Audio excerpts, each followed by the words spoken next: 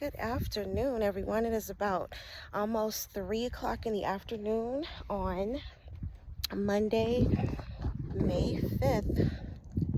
Happy Cinco de Mayo. And I just wanted to do my monthly check-in, and given the fact that it is a beautiful day out here, I was like, oh, let me come out, because the temperatures last couple days have been like 60. Last night it was like in the 50s, and this breeze is just absolutely wonderful. I hope everyone is doing well. Thank you for clicking on my video and listening to me, or what I'm going to talk about, which is chronic pain, fibromyalgia, mental health, nature, self-care, all those things. So as I said, I'm just doing my monthly check-in. I try to do more when time allows or when I feel up to it, but for now it's just gonna be like monthly check-in, and nothing has really changed much. When you suffer with fibromyalgia, sometimes you feel like it's getting worse, when in actuality it's just you're tired of it. I was crying this morning, tears of pain and just frustration with being in debilitating daily pain. Having an invisible illness is very difficult, because people will see you and say, oh, you look good, you look healthy, blah blah blah. That's great. I mean, that's a good thing, but at the same time, you never know who's suffering with what.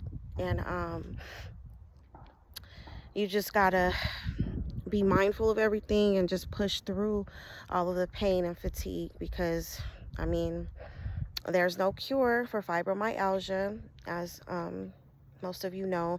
It's just all about managing self-care, and educating others as well, because people say they understand, but their actions show otherwise. You can verbally say, oh, I feel so sorry for you. I can't even fathom, I can't even imagine having to endure all over body pain every single day.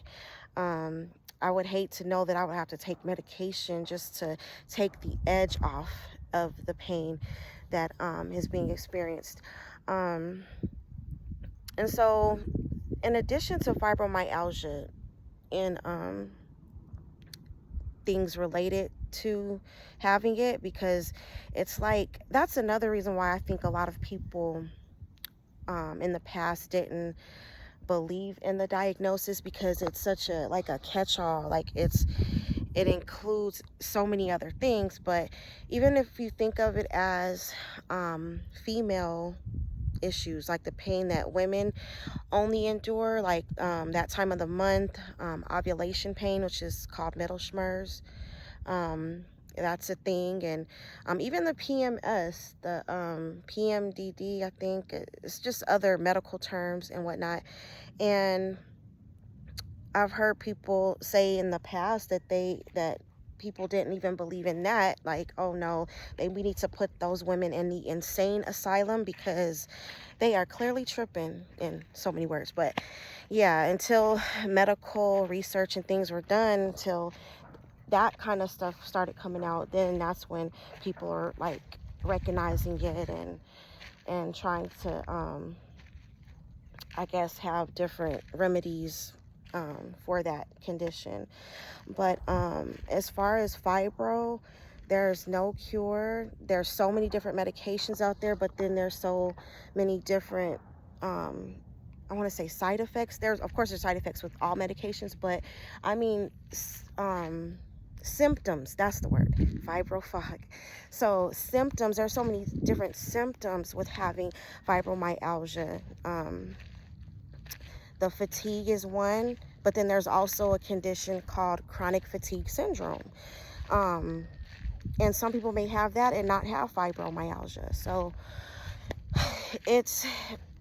but 9 times out of 10, if you have this condition, you're gonna 9 times out of 10 have subsequent symptoms or conditions, such as I've researched and from personal experience having fibromyalgia and anxiety and depression, they kind of go, not everyone who has fibromyalgia will have those other symptoms, but a lot of fibro sufferers, warriors, do. I try not to, when it comes to speaking about fibromyalgia, I try not to like make it a like a pity party, like a woe is me type of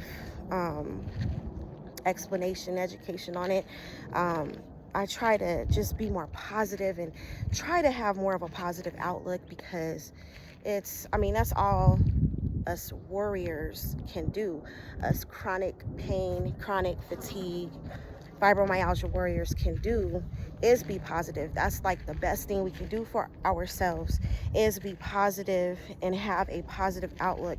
Because when I first got diagnosed, it was a lot of negativity with it, and people would tell me like, oh, we don't even want to like be around you. I'm like, that's fine too. Like, I don't need you, I need more motivate. But it took me doing the work. It took me doing the work too, with therapy and just learning myself, learning how my body is, what affects me and what doesn't affect me, and being my own advocate, standing up for myself, and realizing that everybody who suffers does not have the same symptoms or the same, I don't like, strength. Like, some people are stronger than others. I can't think of another, like, a better word to use, but some people have like higher pain tolerances. And another thing I've kind of been learning is that people who do suffer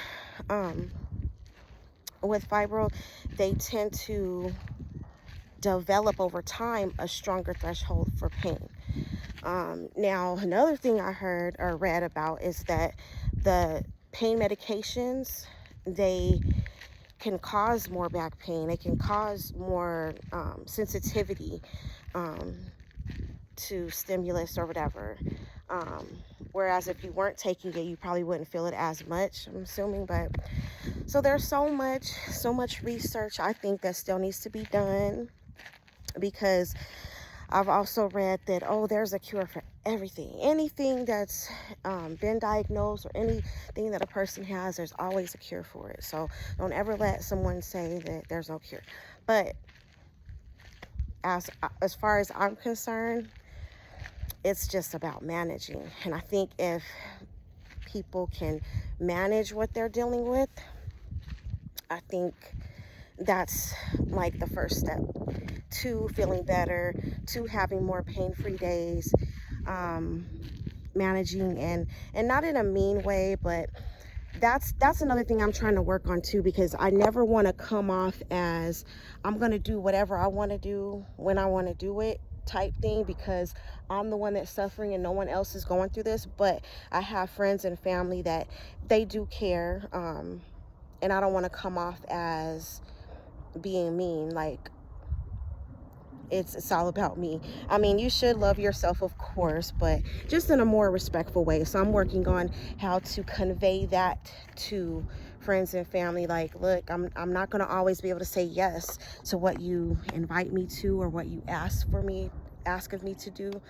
But I'm just working on having more couth, or I can't think of the correct word, but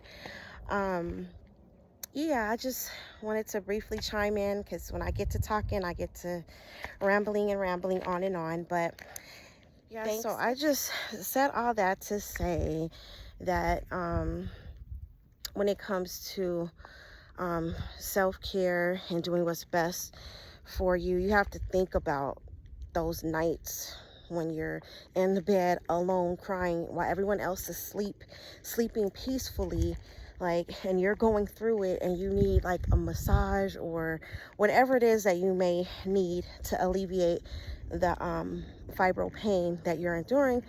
Who's gonna be there? Like, who's really gonna be there? So you just have to look at it like that as well, as far as if anyone is gonna support you when you need the help, versus